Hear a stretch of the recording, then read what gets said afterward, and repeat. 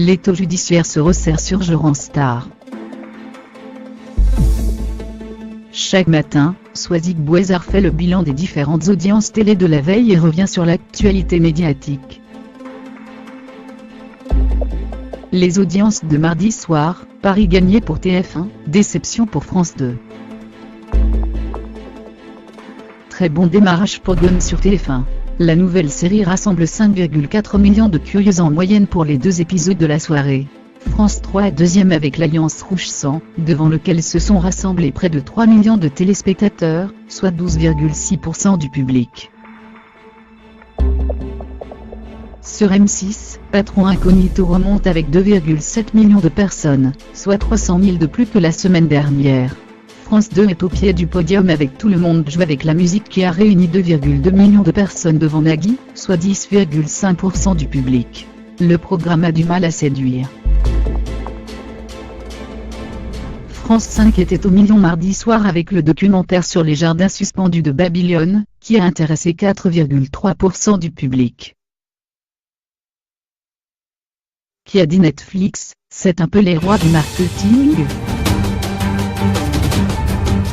Rodolphe Belmer, l'ancien patron de Canal+, qui vient de rejoindre Netflix. Alors évidemment il a dit ça avant, il y a 3 ans précisément, au moment où Netflix arrivait en France. Évidemment, 3 ans plus tard, les choses ont bougé.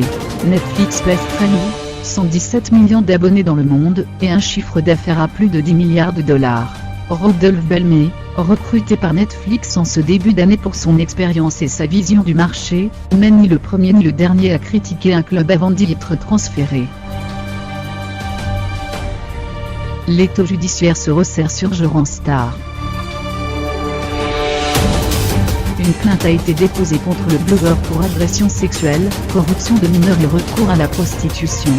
C'est donc la 2e plainte dans cette affaire après celle qui vise Pascal Cardona pour viol aggravé, agression sexuelle, corruption de mineurs et recours à la prostitution.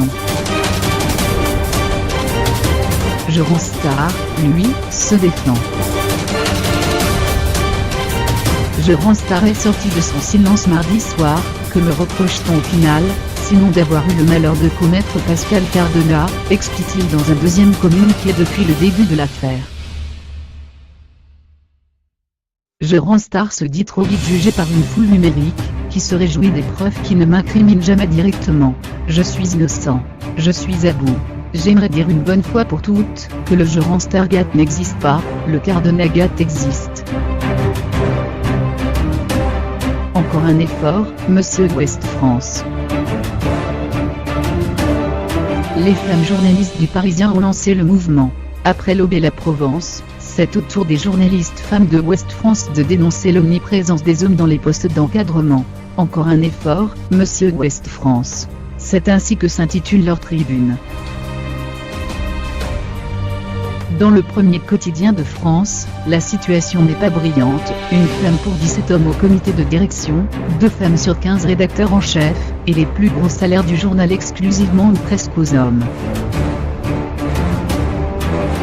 L'événement pour les fans de série, c'est Tissus. La série événement arrive pour la première fois en clair en France mercredi soir sur Sister.